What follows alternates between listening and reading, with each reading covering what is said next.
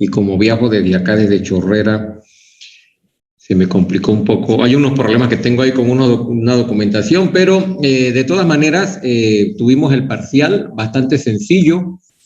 Ya lo pueden revisar y recuerden que antes de hacer una pregunta, verifíquenlo con los medios que ustedes tienen. Tienen el ChemSketch, tienen la otra aplicación y cualquier entonces duda me la pueden, y sobre todo con algo escrito, ¿verdad? Si, por ejemplo, si no entienden una síntesis y no saben llegar del reactivo al producto, yo quisiera ver el trabajo que han hecho, porque así podemos trabajar sobre algo, ¿verdad? Y no hablar sobre un supuesto. Sí, con esas condiciones yo creo que podemos trabajar bastante bien, ¿verdad? ¿Alguna pregunta con respecto al parcial antes de comenzar la clase del día de hoy? Villarreta, ¿iba a decir algo? ¿No? No, profe, no. Ok, todo bien. Pueden revisarlo, fue bastante sencillo. Quizás el segundo parcial no sea tan sencillo, quizás, pero tampoco va a ser complicado. Es cuestión de que es relativo, ¿no? Un poquitito más complicado, pero no creo que tampoco para tanto, ¿sí? Recuerden que la clave de este curso, vuelvo y se lo repito, así como está diseñado, es que ustedes puedan, a través de una exposición breve y la aplicación por medio de prácticas, y sobre todo no ocupar tanto tiempo para que tengan el tiempo debido para todas las materias, ¿sí? El problema es que no sé cómo será que no están acostumbrados, dejan todo para la última hora, no hacen las prácticas al debido tiempo, pero si ustedes se sientan a reflexionar, si vienen a la clase, ven la presentación, hacen la práctica, que no son largas, no habría problema con pasar el curso con una A, 100%, ¿sí? Con todas estas ventajas, esperemos que sea del provecho y el agrado de todos ustedes. Entonces, el día de hoy ya habíamos visto la nomenclatura de ácidos carboxílicos y de los derivados como los ésteres, amidas y anhídridos. Para el día de hoy es sencillo, vamos a ver 3 o 4 reacciones. La práctica solamente la dejé en una, así que a medida que llega para el otro jueves voy aumentando el número, pero es sumamente sencilla. La práctica no debería tomarle más de 5 minutos, utilizando todos los instrumentos que tienen, ¿verdad? Vamos a comenzar aclarando el nombre, ¿no?, de las primeras reacciones, porque hay algunas que no están dentro de esta clasificación. Sustitución nucleofílica sobre el grupo acilo. El grupo acilo, el concepto de sustitución habría que tenerlo presente primero. El concepto de sustitución nucleofílica en segundo término, ¿verdad? Y sobre todo el concepto de grupo acilo. Sustitución, ya lo hemos visto, sustitución nucleofílica, ¿verdad?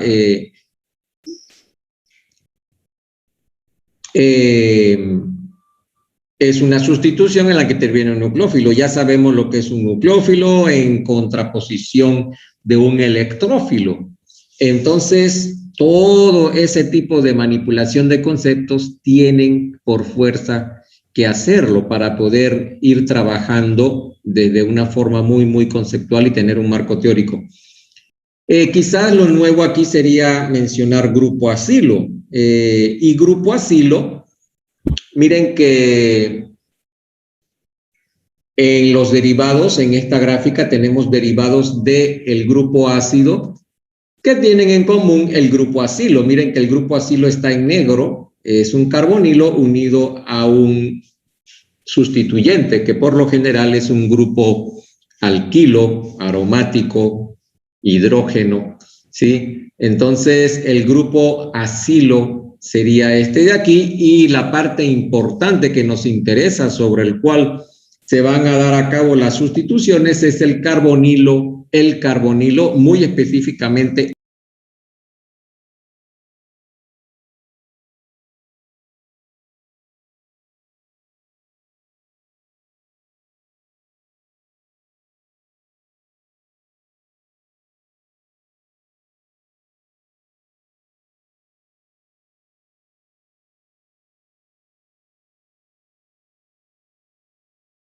yo, como dice la canción, sobre el grupo acilo, y en el grupo acilo el carbono electrófilo que es atacado por el nucleófilo, ¿sí?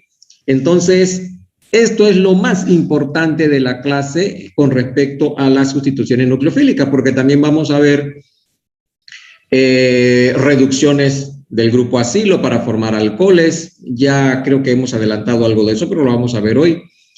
Y creo que por allí otra reacción, no recuerdo. La reducción, ¿verdad? Por hidruros. Entonces, vamos a comenzar por aquí. Ya tenemos claro lo que son los derivados de acilo, lo hemos visto. Aquí tenemos el haluro de acilo, el anhídrido, ya hicimos algunas prácticas con los anhídridos, con los ésteres y con las amidas, ¿sí? Entonces ya por lo menos tenemos eso ganado de poder identificar una amida de un anhídrido y de un ácido carboxílico, ¿sí? Cualquier cosa, están a disposición las presentaciones, ¿verdad? Y las prácticas que hemos hecho hasta el día de hoy. Miren que aquí está el resumen gráfico de lo que es una sustitución del grupo acilo. Vamos a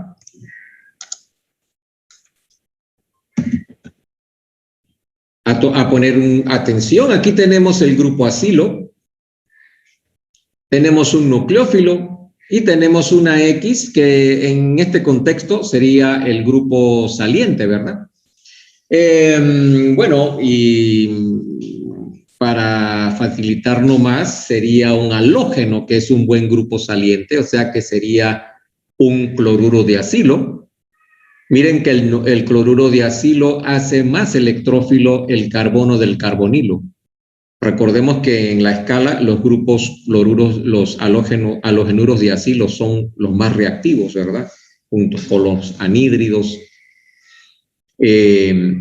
Tenemos que el carbono electrófilo es atacado por el nucleófilo y se da la sustitución. Miren que el halógeno es sustituido por el nucleófilo.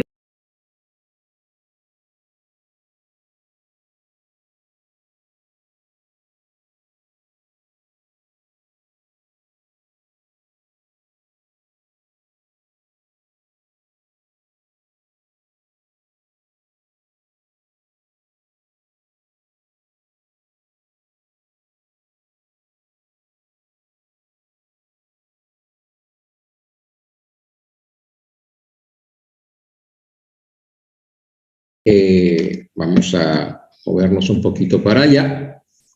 Aquí les dejo la bibliografía desde el Waite. He tomado lo principal de la teoría, lo principal que debería saber un estudiante de este curso. Como ya les había comentado, no se puede tocar todos los temas, pero entonces eso depende de ustedes y de la administración del tiempo.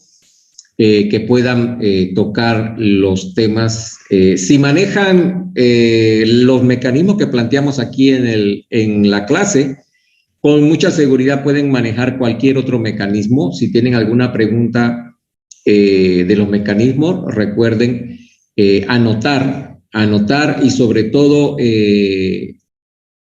aclarar y apuntar el trabajo que ustedes hacen y desde allí dar la consulta, porque una consulta de un mecanismo, sobre todo muy específicamente en cierto tipo de compuestos, se hace muy tedioso.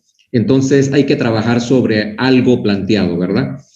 Bien, entonces, mecanismo. Recuerden que en el Waite siempre tiene en cada capítulo el resumen del mecanismo de las reacciones que se están tratando. En este caso no es una excepción. Tenemos el mecanismo general de una sustitución nucleofílica sobre el grupo acilo. Miren que es el mecanismo general del tipo de reacción, o sea que habrá varias reacciones que estarán dentro de esta clasificación. Por ejemplo, la de la práctica de hoy, sumamente sencilla, creo que es la práctica más sencilla que les voy a poner, es la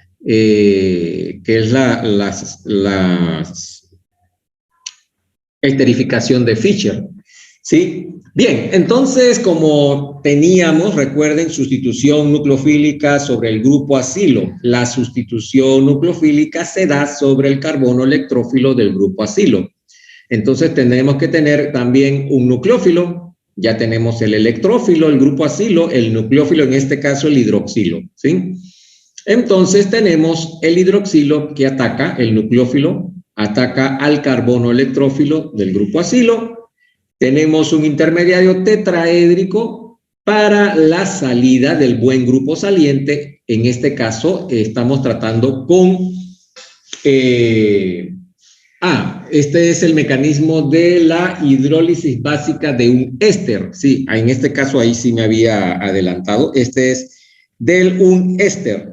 Sí, en este caso el grupo saliente es un grupo alcóxido. ¿Sí? O sea que es un éster que es atacado por un hidroxilo. Entonces tenemos intermediario tetraédrico, salida del grupo buen saliente y el producto. Miren que en este caso se produce un ácido carboxílico, pero la reacción es hacia los dos lados, o sea que bien, yo podría plantear la esterificación desde este mecanismo, ¿sí? Bien, vamos a achicar un poquito aquí. Entonces, la primera reacción que vamos a ver es la única práctica que por hoy tenemos, repito, debería tomarle menos de 5 minutos. Le hacen un clic allí y creo que se abre ahorita como a las 2 de la tarde, creo. Y cierra en la noche, creo que a las 11:55, ahora vemos eso. Dice condensación. Condensación, hemos visto algún tipo de reacciones de condensación y ese término como que suena a unir dos piezas, ¿verdad? Entonces dice condensación de ácidos con alcoholes, o sea que, ¿quiénes intervienen en la reacción? Ácidos con alcoholes. Y se llama esterificación. Y eso de esterificación viene de ésteres, o sea que es la formación de un ésteres. ¿Y cómo se le llama la reacción comúnmente en un laboratorio? Una Fischer. O sea, es una esterificación de Fischer. Entonces, como el nombre lo indica, tenemos un ácido y un alcohol, un medio ácido. ¿Sí? ¿Qué es lo que pasa en un medio ácido? Muy ácido, porque en realidad el ácido ya está proporcionando algo de ácido, y si le tenemos más ácido, como recordaremos, ahorita cuando veamos el mecanismo, lo primero que se da es la protonación de el carbonilo para volver el carbono, no para volver, sino que simplemente como se protona, el carbono se hace más electrófilo. Tenemos un nucleófilo, en este caso nucleófilo débil, ¿sí? Recordemos que el alcohol frente al alcóxido es un nucleófilo débil, un alcóxido es un nucleófilo fuerte. Pero tenemos un ácido carboxílico, ahora como vamos a ver, protonado, y entonces nos basta con tener un electrófilo fuerte. Y ahora vamos a ver el mecanismo, ¿sí? Entonces sería ácido, alcohol, éster. Ácido más alcohol, éster. Miren en qué parte del grupo alquilo del alcohol se incorpora en la estructura para dar la estructura del éster. Esas son las cosas que ustedes tienen que notar, ¿sí? Como ejemplo, tenemos... estáis viendo aquí que esto se repitió. Sí, aquí me imagino que fue cuando pegué la figura, la pegué encima de la otra, entonces pueden borrarlo. Esto aquí, bueno, no lo pueden borrar porque es un PDF, pero esto está repetido. Como ejemplo tenemos ácido acético, ácido oftálico, ácido acético más etanol. Miren que el nucleófilo débil es el etanol y se incorpora para dar la estructura del éster, ¿sí? Otro ejemplo es el ácido oftálico con metanol para metilar los dos grupos acilo. Entonces queda el ácido oftálico pero metilado, oftálico dimetílico. ¿Alguna pregunta? Bueno, vamos a ver primero el mecanismo y ahí vemos las preguntas, ¿sí? Vamos a aumentarle un poquito el tamaño.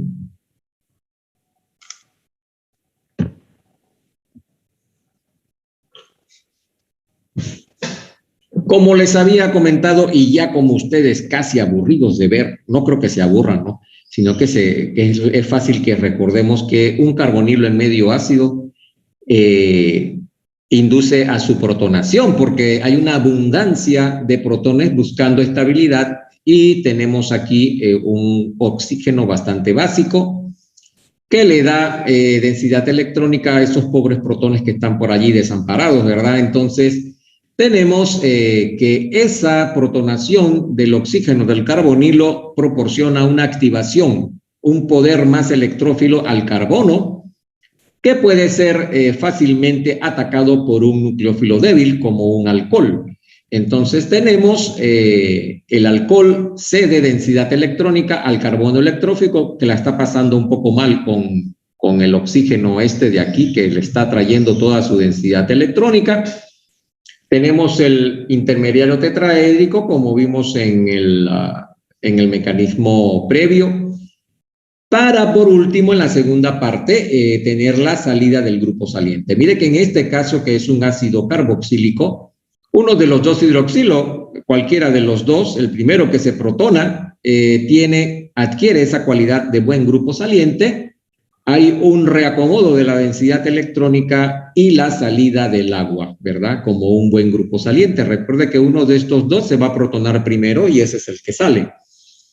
Para, por último, una desprotonación para tener el producto que es un éster, ¿sí? Recordemos que el grupo del nucleófilo débil, el alcohol, es el que se incorpora como alcóxido aquí a la molécula del ácido carboxílico. Ahora sí, ¿alguna pregunta? Está claro, ¿verdad? Debe estar claro, pero si no está claro podemos discutirlo, ¿sí? Profesor, una pregunta. Sí. En la parte 2, en la protonación, en cualquiera de los, o sea, no hay una región específica de saber cuál de las dos partes del grupo hidroxilo va a protonarse y salir, o cualquiera de las dos. Bueno, en realidad, si esto es un intermediario tetraédrico, debería ser cualquiera de las dos. O sea que cualquiera de las dos podría ser protonado. Ahora, no sé si habrá algún estudio que diga que específicamente el oxígeno que previamente era el hidroxilo actúa más rápido en la protonación. No lo sé. Yo, como lo veo así estructuralmente, los dos oxígenos son equivalentes si forman un tetraedro, ¿verdad? El intermediario es tetraédrico. Ahora, aquí se marca de que el oxígeno, bueno, sí, no hay ningún indicio, porque incluso el color verde puede ser, sí. O sea, cualquiera de los dos en términos prácticos podría protonarse en primera instancia. Si haces el mecanismo protonando te va a dar igual este producto que si protonas Mira que los dos oxígenos vienen del ácido carboxílico. Entonces, en términos prácticos, cualquiera de los dos. En términos habría que hacer, imagínate aquellos estudios que se hacen marcando, por ejemplo, el oxígeno del hidroxilo con el oxígeno del carbonilo, digamos que aquí poner un isótopo en el hidroxilo y ver si de alguna forma el hidroxilo el oxígeno del hidroxilo se protona estadísticamente mucho más rápido que el oxígeno del carbonilo, pero no sé si ese tipo de estudios existen, pero en términos prácticos, cualquiera de los dos es protonado, ¿sí? Ahora sí. Sí, profe. Lo importante, que siempre les repito, y siempre me repetía yo, y carbonilo en medio ácido se protona. Sí, es algo espontáneo, abundancia de protones en busca de estabilidad y hay abundancia de oxígenos básicos en busca de estabilidad, así que espontáneamente se protonan y a la vez activan el carbono del carbonilo haciéndolo más electrófilo y más abiertos a una reacción con un nucleófilo débil, ¿sí? En otra forma, necesitaríamos un nucleófilo fuerte para atacar a un carbonilo y para dar una reacción bastante rentable, ¿verdad? Bien, ¿alguna otra pregunta? Sí, entonces, en resumidas cuentas, tenemos un carbonilo de ácido carboxílico en medio ácido. Difícilmente no podría estar en medio ácido porque tenemos el ácido carboxílico, ¿verdad? Protonado, claro, acidificamos el medio para facilitar la protonación, la mayor protonación del oxígeno del carbonilo, que atacado por un alcóxido, por un nucleófilo débil. Bien, vamos a...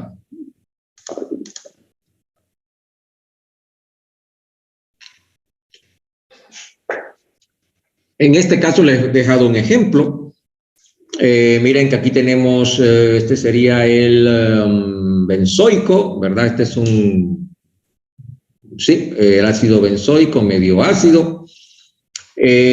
Protonación del carbonilo. Recuerden, protonación es activación del poder electrófilo del carbono del carbonilo, lo que lo hace mucho más susceptible al ataque de la molécula del alcohol. Intermediario tetraédrico, salida del agua, recordemos que estamos ante un ácido, salida del agua, y el producto, en este caso, es un benzoato porque teníamos de inicio el ácido benzoico y de metilo porque el alcohol que ataca es un metóxido. Es metanol. ¿Sí? Entonces, ese sería el ejemplo de la condensación de Fischer. Como siempre, el weight tiene unos cuadritos donde dicen consejo y sobre todo eso lo colocan al lado de los problemas, de la lista de problemas y dice, en las reacciones en equilibrio, recuerden que aquí en todas partes se ha puesto equilibrio, o sea que si pudiéramos tomarle una foto instantánea a todas las moléculas del medio de reacción, digamos que así como están expresadas las flechas, la mitad estuviera en forma de reactivo y la otra mitad estuviera en forma de producto, ¿verdad? Y una leve y una leve proporción como intermediario, ¿sí? Entonces, por eso aquí se habla de equilibrio. Dice, en las reacciones en equilibrio buscamos formas para usar un exceso de un reactivo o una forma para eliminar un producto. Recuerden, aquí se está hablando de la famosa ley que vimos en química general, de Le Chatelier. Creo que esa es una de las leyes que incluso se ven desde escuela secundaria. Hay problemas de Le Chatelier, o sea que si, por ejemplo, disminuimos la concentración de un producto haciendo que reaccione o destilándolo, entonces el equilibrio se desplaza hacia los productos. En resumidas cuentas, el equilibrio se desplaza hacia el lugar en donde se busque termodinámicamente hacerle frente a ese desfase, ¿verdad? Miren que entonces la descripción dice: en las reacciones en equilibrio buscamos formas para usar un exceso de un reactivo o una forma para eliminar un producto a medida que éste se forma. ¿Es posible usar uno de los reactivos como disolvente? ¿Podemos destilar un producto o eliminar agua? Miren que cualquiera de los dos estamos hablando de un exceso o de una falta. Si tenemos un producto como disolvente, tenemos un exceso. Si tenemos la destilación de un producto, tendríamos entonces a disminuir, tenderíamos a disminuir uno de los productos, por lo tanto favoreciendo la reacción hacia la formación del producto. En este caso, se produce agua. Si todos los demás reactivos lo permiten, elevar la temperatura y eliminar el agua, entonces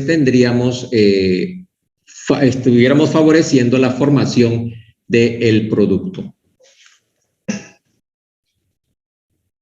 Bien, hay otra forma de esterificar utilizando diazometano. No incluí en la práctica del día de hoy las prácticas de diazometano, lo más probable ya que para la próxima clase. Entonces, en cuanto al título, dice esterificación usando diazometano. Ya sabemos, por lo que acabamos de ver, qué es esterificación. Entonces, ¿qué nos quedaría? ¿Qué es eso de diazometano? Diazometano, al principio sí cuesta acordarse la de estructura, pero uno se va acostumbrando a lo del grupo diazo. Mire que son dos nitrógenos pegaditos aquí unidos por un triple enlace. Hay una estructura de resonancia, ahorita vamos a ver eso. Entonces, en términos prácticos, tenemos un alquilo unido a dos grupos hidrógenos. Sí, en este caso, un diazometano, que sería un metileno unido a un nitrógeno, y como ya vimos, ese nitrógeno está unido a otro nitrógeno. Ahorita vamos a ver eso. Bien, ¿qué pasa como producto? Vamos a aumentar un poquito.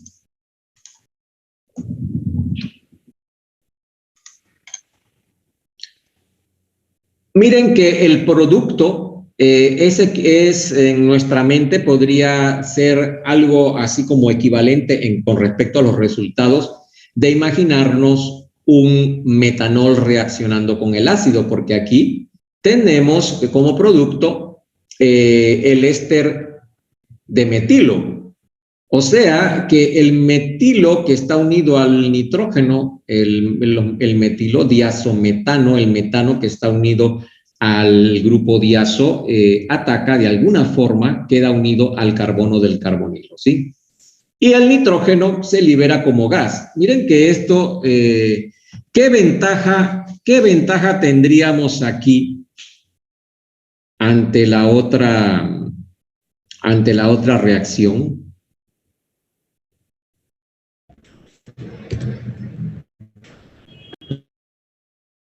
¿Qué diferencia, pues, en cuanto a los productos?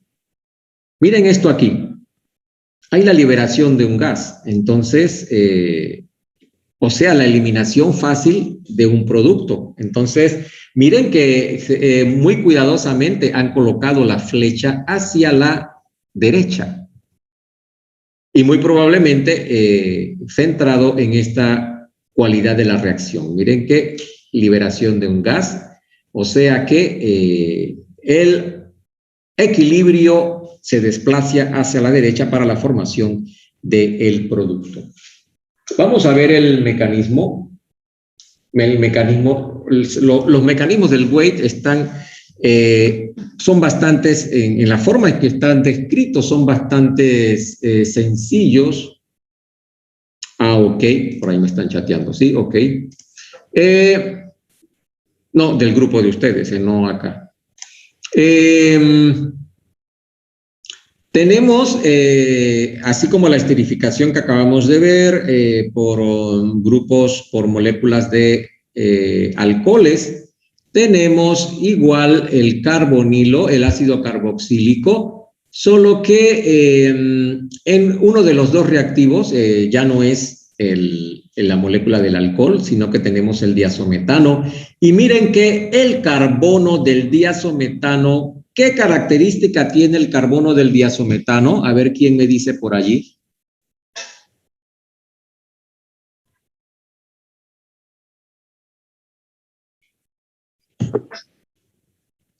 ¿Qué características tiene el carbono del diazometano? ¿O qué características deberíamos esperarlo? Porque ya tenemos que el carbono del carbonilo del ácido es electrófilo, ¿sí? Ya lo sabemos. Entonces, ¿qué característica debería tener el otro reactivo para que se dé la esterificación?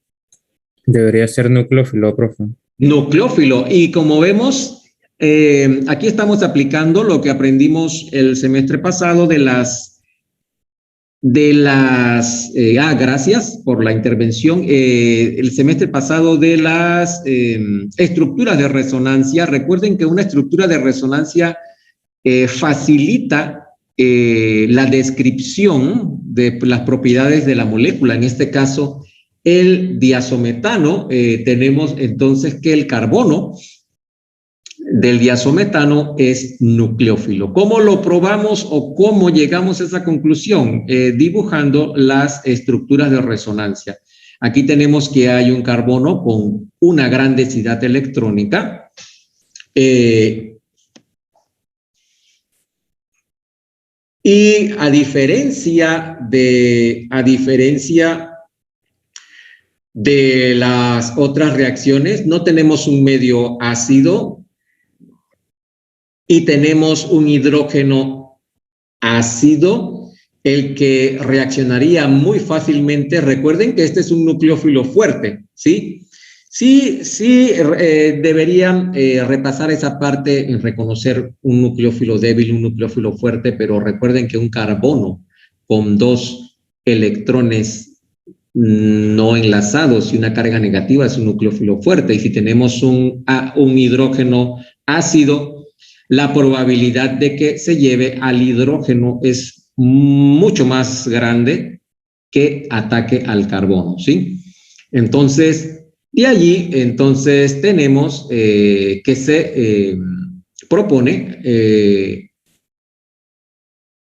que el carbono del diazometano se lleva al protón ácido para dar el ion carboxilato y un metildiazonio, ¿sí? Hasta aquí se ve bastante fácil, pero ahora la pregunta, ¿qué pasa después? Miren que tenemos un nucleófilo y tenemos un carbono electrófilo. ¿Por qué el carbono es electrófilo?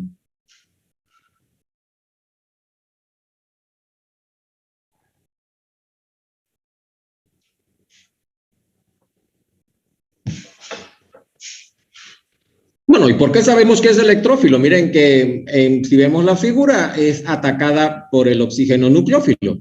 Pero ¿por qué el carbono es electrófilo? Recuerden que este tipo de preguntas le ayuda a pensar en el mecanismo y pensar en la dinámica del asunto, ¿verdad? ¿Por qué el carbono es electrófilo?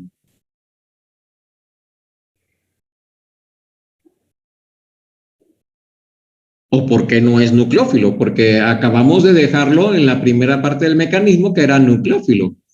¿Por qué era nucleófilo acá y por qué es electrófilo acá?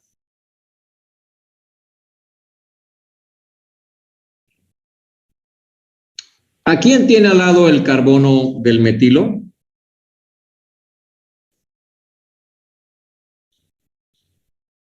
Un nitrógeno.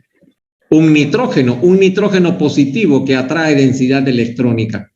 Entonces el pobre metilo no tiene por dónde escapar, ¿verdad? Viene el oxígeno nucleófilo, ataca al carbono del carbonilo, se lo lleva, hay un reacomodo de la densidad electrónica entre los nitrógenos, una negociación, el carbono del carbonilo, el carbono del metilo se va con el nucleófilo, se reacomoda y está favorecido por la termodinámica la formación de un gas, ¿verdad?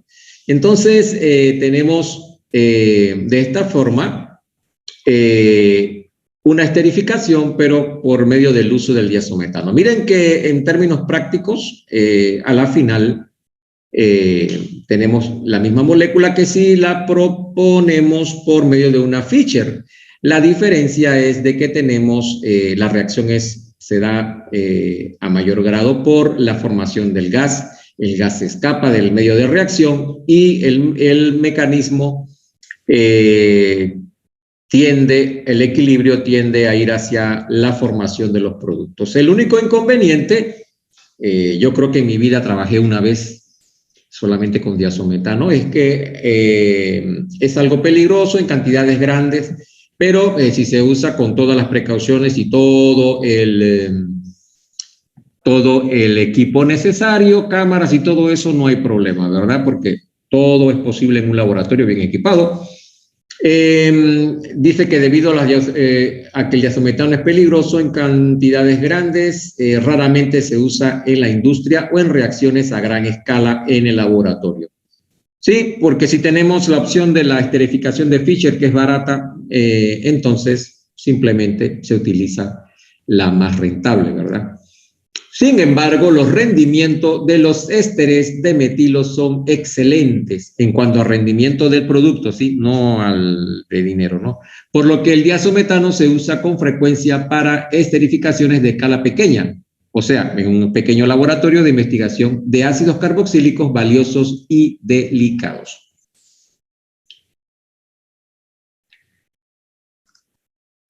O sea que si tengo una cantidad de reactivo muy valioso, digamos que aislada de una planta o de un organismo, la tenemos en poca cantidad y queremos aplicar una reacción que sea bastante rentable y segura, o sea que dé el rendimiento para la mayor aprovechamiento de la poca reactivo que tengo, entonces uno optaría por una condensación, por una esterificación utilizando diazometano.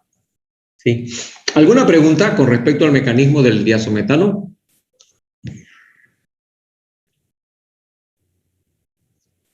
Recuerden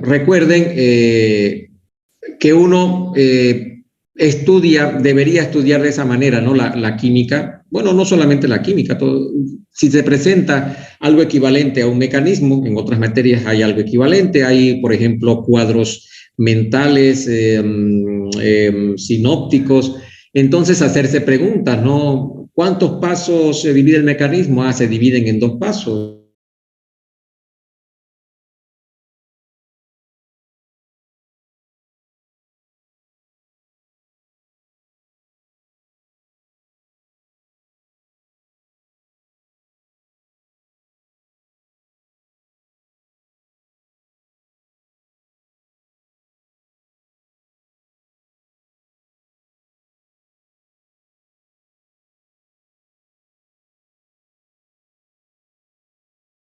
Anuncio de que se iba a cortar la clase. Esa es la desventaja de tener. Bueno, el año pasado, en todo el año pagué Zoom, pero este año cambié la dinámica de las clases. El año pasado, si este año le resultan aburridas, el año pasado eran más aburridas. Este año, por lo general, doy clases máximos de 40 minutos y enfocadas a una práctica, ¿sí? Entonces, no vi necesario la dinámica del año pasado de dar la clase en 40 por 2 minutos y luego dejarles las tareas. Así que esa es la desventaja de no pagar Zoom, ¿sí? Bien, creo que estaba preguntando si había alguna pregunta del mecanismo del diazometano. Creo que no había ninguna. Están esperando dice que están esperando, pero yo había deshabilitado el sitio de espera. He notado que con este grupo siempre pasa eso. Me imagino que será por la cantidad de estudiantes. Con el otro grupo no me pasa esto, de que deshabilito el grupo de espera y luego aún así quedan estudiantes en grupo de espera. Debe ser por la cantidad de estudiantes y por el flujo, ¿no? Por el tráfico.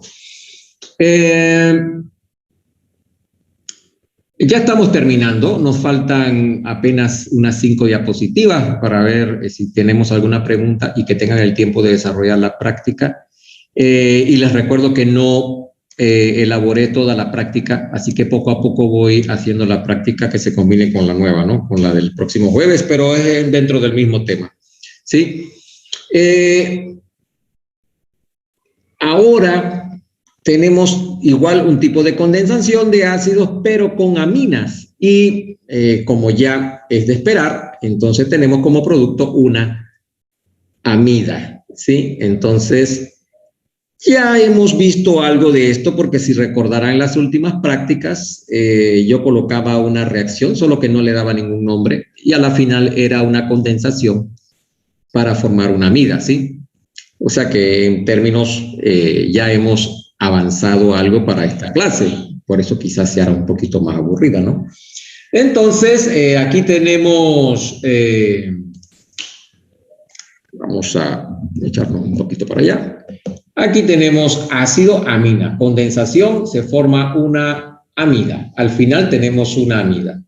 Y como acabamos de ver con el diazometano, miren que lo primero, y el equilibrio se desplaza hacia ello, es que tenemos un nucleófilo aquí y un hidrógeno ácido, ¿sí? Así como teníamos en el mecanismo del diazometano un nucleófilo que es básico y un hidrógeno ácido, entonces tenemos la desprotonación del ácido carboxílico y a la final la formación de la amida.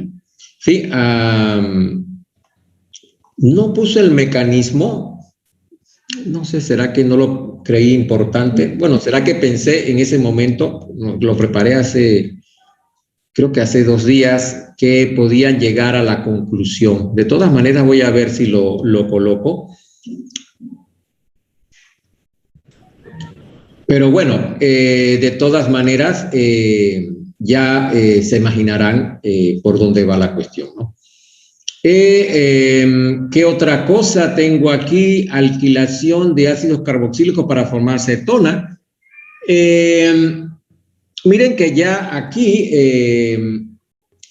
habría que recordar que un organolitio es lo mismo que pensar en un carbono nucleófilo o en un carbono básico muy nucleófilo.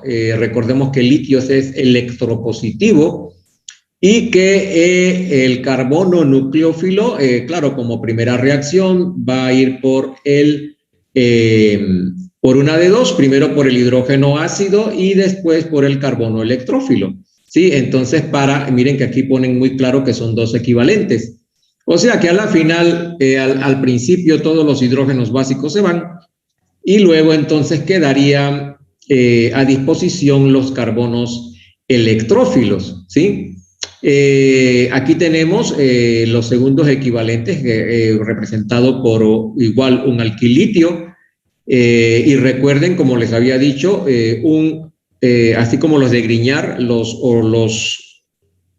compuestos organolitios representan un carbono sumamente básico, nucleófilo, ataca al carbono electrófilo para dar un intermediario y por último la protonación y un reacomodo de la densidad electrónica para dar un grupo cetona, ¿sí? Entonces, en resumen, podríamos decir que el grupo del alquilitio reemplaza al hidroxilo del grupo acilo. Si ven esto de aquí hacia acá, uno de los grupos alquilos es el del alquilitio, ¿sí? Entonces, en resumidas cuentas, el grupo alquilo del alquilitio ataca al carbono del carbonilo del ácido carboxílico para dar una cetona, o sea, un carbonilo con 2 grupos alquilo. El primer grupo sería el que ya está en el grupo ácido carboxílico y el segundo del alquil litio. Otra de las reacciones que les tengo hoy, miren que son reacciones sencillas y son reacciones de mecanismos que se ven repetidamente, pero con protagonistas diferentes. Si ya estamos hablando de una reducción de ácidos carboxílicos, ya deberíamos tener en la mente hacia dónde se dirige, hacia qué productos, ¿sí? Y como dice el título, dice reducción de carboxílicos para formar, bueno, aquí me comí un pedazo de título, aunque se entiende, debería decir reducción de ácidos carboxílicos para formar alcoholes. Entonces, en resumidas cuentas, ya hemos trabajado con el tetrahidruro de aluminio, de litio aluminio, y recuerden que apenas vemos una de estas hidruros, tenemos que tener en mente aquel nucleófilo como un hidrógeno negativo, ¿sí? No importa que no nos acordemos de la estructura del tetrahidruro, pensemos, así como cuando les dije que el alquil litio representa un carbono nucleófilo, cuando veamos un hidruro de estos, pensemos en el hidrógeno nucleófilo, no en el protón, en el nucleófilo. Entonces, miren que, resumidas cuentas, aquí sí ya no sería una sustitución, porque miren que, por eso colocamos reducción, se van, el carbono del carbonilo queda reducido con la ganancia de 2 protones, ¿sí? Entonces, para dar una reducción, consta de 2 partes. Primero, se añade el hidruro y luego la hidrólisis para dar el alcohol. Vamos a ver el mecanismo. Aquí tenemos el tetrahidruro. Miren que el aluminio se lleva un protón.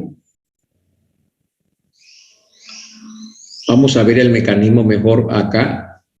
Aquí, ya. Esta es la primera parte. Un hidruro. ¿Sí? Ok. ¿Sí? Ok. Uno de los hidruros, recordemos, pensemos en el hidrógeno. Vamos a escribirlo aquí. Pensemos cuando veamos el hidruro. Recordemos esto de aquí, ¿sí?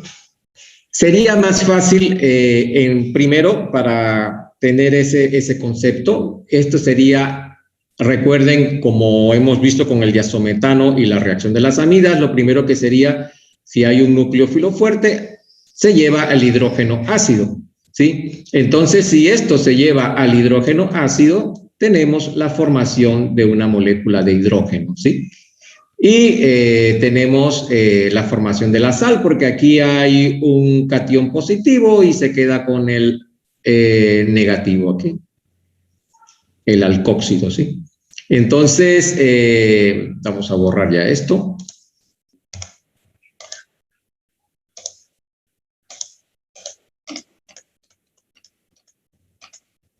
Bueno, lo hubiera borrado con el total, ¿no? Bien, entonces, ¿qué pasa en el segundo paso? Luego que tenemos la formación de la sal de litio, nuevamente un hidruro, recuerden, si vemos esto de aquí, pensemos en el nucleófilo hidrógeno, ¿sí? Entonces, este ataca al carbono de la sal de litio, un carbono electrófilo. Recuerden que este carbono electrófilo está activado por el catión litio. Este litio es positivo, atrae densidad electrónica de este oxígeno. Es como si hubiese protonado, ¿verdad? Hay una activación de este carbono, es más electrófilo Y en el medio hay una abundancia de nucleófilos, o sea, una abundancia, en este caso, de hidruros, ¿sí? Es un hidruro, recuerden que es pequeñito, cargado, tiene una densidad de carga muy alta, así que es fácilmente ataca al carbono del carbonilo. Para formar entonces un intermediario tetraédrico y tenemos entonces en la otra etapa la salida, un reacomodo de la densidad electrónica para entonces llegar a la formación de nuestra molécula en la segunda etapa con la hidrólisis, ¿sí? Esto es un mecanismo que verán con más profundidad en el curso de mecanismos, ¿sí? Pero este es un resumen bastante bueno.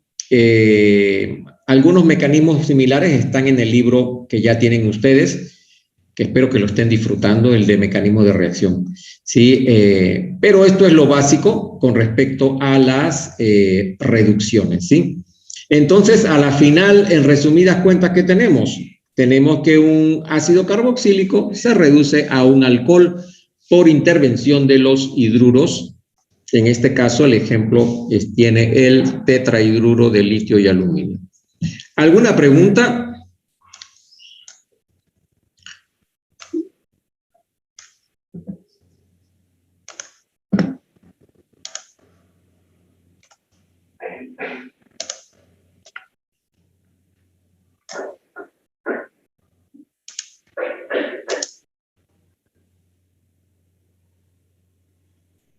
Profesor, no entiendo en el último paso, o sea, ¿dónde se va el otro oxígeno? Porque tenemos dos oxígenos y no sé dónde se va el otro. Un momentito que estoy aquí pasando lista. Un momentito, a ver. Hoy es 18.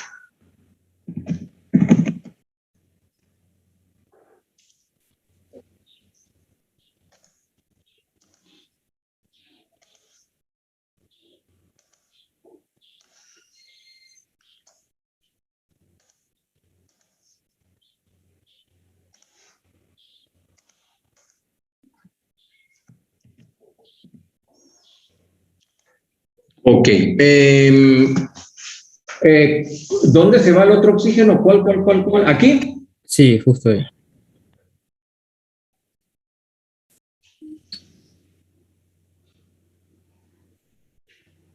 Exactamente, ¿cómo es la pregunta? ¿Dónde se va? Sí, o sea, porque hay dos oxígenos y en el siguiente paso es como si se oxidara uno, pero no sé qué pasa con el otro.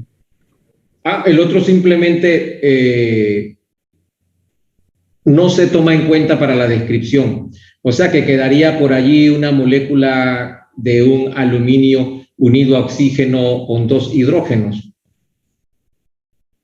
Lo importante es lo que queda, este reacomodo. Cuando se reacomoda esta densidad electrónica, se produce un aldehído. Es más, no dejé, hay una reacción, hay unos reactivos muy específicos para llegar aquí hasta el aldehído, en este caso, pero no lo incluí para no complicar más la descripción. Entonces, en este ejemplo que se utiliza el tetrahidruro de litio y aluminio, el aldehído no se puede recuperar, sino que el aldehído sufre un ataque de otro tetrahidruro. Miren que aquí se coloca el tetrahidruro se ignora la formación de lo que sale de aquí. ¿Sí? O sea que aquí queda un remanente, pero en la descripción se utiliza un tetrahidruro. Lo importante es que el carbonilo del aldehído es atacado por otro, sí les recomendé que tuvieran en mente un hidruro, por otro hidruro se incorpora un protón, un intermediario tetraédrico, ¿sí? Y que es el producto que nosotros esperamos, ¿sí?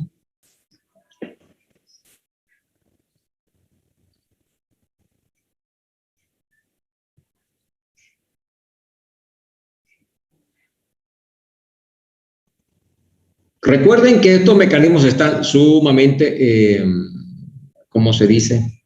Resumidos, ¿sí?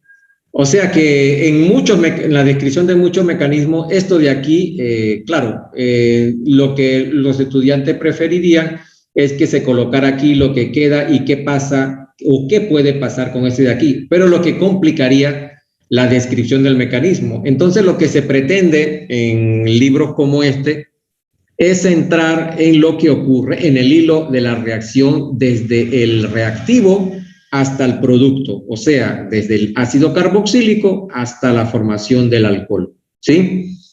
Entonces, en resumidas cuentas, aquí tenemos una reestructuración de la densidad electrónica salida de este grupo de aquí, un grupo saliente, formación del aldehído, el aldehído es atacado por otro hidruro para la formación del alcohol. Y por último, miren que esto es una sal, tenemos la hidrólisis, que sería la incorporación, la protonación de este átomo de oxígeno por medio de añadir agua. O sea que esta base de aquí ataca a un hidrógeno del agua para formar la molécula del alcohol y un hidróxido, una molécula de hidróxido de litio.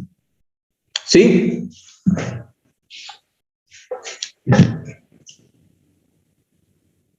¿Alguna otra pregunta?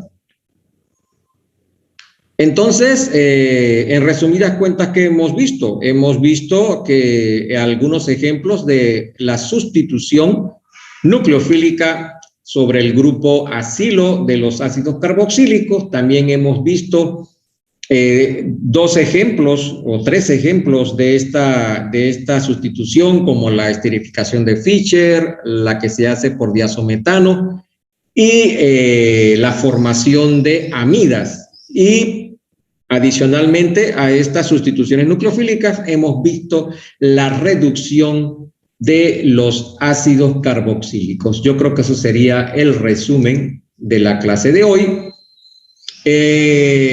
Solamente en la práctica dejé,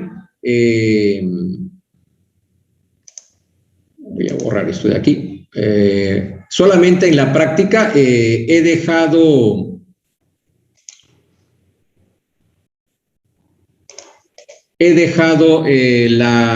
la esterificación de Fischer. Entonces, más adelante, si no soy en la tarde, claro, quedarían para el otro jueves, la subiría el otro jueves, alguna reacción de diazometano, alguna reacción de reducción de ácidos carboxílico-alcoholes. Aunque ya la reducción de los carbonilos la hemos visto, de repente podría poner aquí uno que otro problema para ayudar a grabar mecanismos y grabar reactivos, ¿sí? ¿Alguna otra pregunta? Entonces, si no hay preguntas del parcial, todavía podemos resolverla en la próxima clase, pero recuerden, si tienen alguna pregunta del parcial, escribir el mecanismo propuesto para que los estudiantes y yo podamos seguir y buscar si hay algún problema en el planteamiento del problema del parcial o si hay algún problema en el análisis que se hace de la reacción, ¿sí? Entonces, apunten y lo discutimos y compartimos en clase y así creo que se hace más ameno la clase, ¿sí? Entonces, nos vemos la próxima clase, el día... Profe, ¿y la práctica cómo la vamos a dejar? ¿Hasta hoy? Bueno, no sé. Es una práctica sencilla, pero si hoy están súper ocupados, podemos dejarla para el jueves, no sé. ¿Cómo están el día de hoy? ¿Quién dice yo por allí? Profe, si la dejamos hasta el jueves. Ok, hasta el jueves a petición. A ver, ¿quién me habló? Ana. Ana. Ay, es que estoy aquí. A ver, ¿quién? A ver, Ana, diga Ana. Ana, ya te vi. Ana Escobar. Sí, profe. Ok, a petición de Ana, que representa a todo el grupo, vamos a cambiarla. A ver. Para el día jueves, pues, el día jueves todavía no está actualizado. Ya, si refrescan, verán que está para el día jueves, pero es una práctica bastante sencilla, ¿eh? Bien, sí. Del parcial, ¿cómo uno ve reflejado en qué problema estuvo mal? Yo creo que ya lo habilité. A ver, fíjense. Sí, tienes que presionar donde dice revisión. Está Sí. bien. Ya desde anoche para poder que tuvieran la oportunidad, pero no quita de aquí a la otra semana. Lo único que para facilitar la discusión y que claro es más emocionante y más descriptivo, si tienen algún problema con un problema, escriben la propuesta y así lo podemos trabajarlo en clase sobre eso, ¿sí? Porque es más fácil así. Y recuerden que cualquier duda que ustedes tengan la pueden tener otros. Entonces, lo más fácil es escribir, por ejemplo, si no estoy de acuerdo con el resultado de una reacción, voy escribiendo paso por paso el mecanismo como está en las presentaciones, que son bastante fáciles, y de allí nos damos cuenta dónde está el problema. Si el problema está en el problema planteado por el profesor o el problema está en que se me escapó un carbono o no tomé en cuenta un grupo funcional por allí, ¿verdad? Profe, otra ¿Sí? pregunta.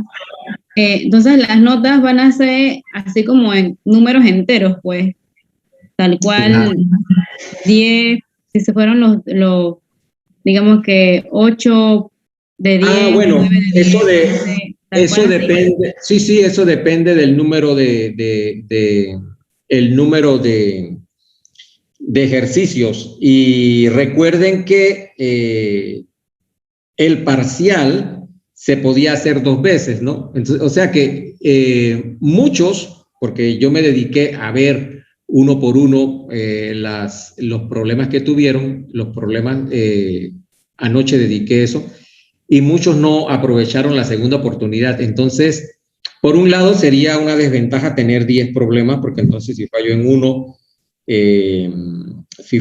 uno, ya serían 10 puntos, pero por el otro, eso facilita el hecho de que usted pueda proponer hacer 2 problemas, 2 exámenes independientemente, pues. Entonces, a la pregunta, sí, por ahora, si no les gusta, tendríamos que dejar entonces mucho más problemas y ya no podrían repetir el examen, ¿sí? No sé, si creen que no es lo mejor, ustedes se reúnen y me lo dicen, ¿sí? No, yo creo que de la manera de tener dos exámenes así, sí vale la pena. Porque como siempre les repito, quizás estamos acostumbrados por la necesidad de tener una nota obligatoria, pero recuerden que lo más importante es que ustedes sepan utilizar los medios que tienen a disposición. Por ejemplo, si yo tengo un examen que me demora 4 horas y que tiene 10 problemas sencillos, porque sí estarán de acuerdo que los problemas no fueron complicados. Entonces, yo tengo 4 horas para hacer el parcial y si tomo en cuenta que lo quiero hacer 2 veces, tendría 2 horas y 2 horas. Y creo que todos estarán de acuerdo que no hay algún motivo de estrés, porque aparte los problemas no son sencillos, son inspirados en las prácticas. Entonces, está toda como para ir, entonces si son 2 horas, le dedico 2 horas entre 10. Voy haciendo ese tipo de cálculos, ¿no? Entonces, ¿qué tengo a la disposición? Tengo a la disposición las presentaciones, pero ya yo más o menos me las conozco. Tengo a disposición el que me sketch, que me puede ayudar a verificar la nomenclatura, me puede ayudar a verificar si me escapa un carbono. Tengo a la disposición tantas cosas. Entonces, yo creo que de esa forma, y lo más importante, todo eso, manejar los recursos que yo tengo, manejar los programas y las aplicaciones, plantear una síntesis, una retrosíntesis. Entonces, todos esos mecanismos y el citarlos y el hacer propuestas y proponer nuevamente las propuestas. Entonces, eso es lo que a la final les va ayudando a crear ese marco teórico e ir avanzando en problemas mucho más complejos, ¿sí? Entonces, pero de todas maneras, si no están de acuerdo en la dinámica, la podemos discutir, eso no es problema, nada está escrito en piedra en este curso. Sí, Sí, yo preguntaba porque, bueno, no sabía, pues, que no hay problema. Esa pregunta vale, Kimberly, definitivamente, es más, yo esperaba que me la hicieran. ¿Sí? Bueno, otra cosa era que quería preguntar, en tal caso se hagan los dos intentos permitidos, ¿la nota cómo sería? ¿De más mayor puntaje o haría un promedio o cómo? Siempre, recuerden que siempre aparece la indicación antes de continuar el intento, dicen intentos permitidos y forma de calificación. Hasta ahora he colocado la más alta. ¿Por qué? Porque si coloco promedio de las dos, podría ser alguna vez, dependiendo de la práctica o de la ocasión. El problema de poner promedio de las dos es que te va a obligar a hacer los dos intentos, ¿sí? O sea, que tendrías que hacer forzosamente 20 problemas. Ahora, en algunas prácticas yo coloco promedio de las dos. Por ahora, en el parcial, pero miren que no hay nada que nos obligue a hacer ese tipo de dinámica, ¿no? Simplemente hacemos así a lo tradicional, 10 problemas y los 10 problemas me lo hacen en 2 horas y más adelante verán si se equivocaron o no. Entonces, yo creo que recuerden que todo esto va, si ustedes se sientan con una libretita o con 10 hojas, dibujan, escriben el planteamiento y cuando a la hora de ver que tienen, por ejemplo, 9 de 10 y no saben en cuál, ustedes más o menos sospecharán en cuál tendrán problema. Esa es otra dinámica que les ayuda también a grabar conceptos, ¿sí? Y esa ha sido la forma, creo yo, más sencilla de plantear una estructura del curso en medio de todos estos problemas de la pandemia, ¿no?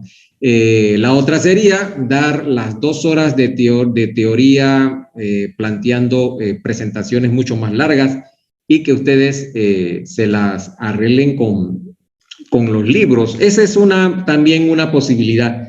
El problema de que la forma en que tenemos los recursos ahora en esta pandemia son bastante limitados. Entonces, por eso decidí estructurar los cursos de esta forma.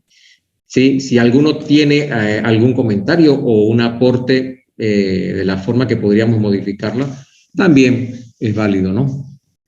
Entonces, si no hay más preguntas, nos vemos la próxima clase. Ok.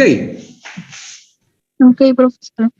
Hasta el jueves, profe. Hasta el jueves. No, profe, cuídese. Hasta el jueves. Chao, profesor. Chao, chao.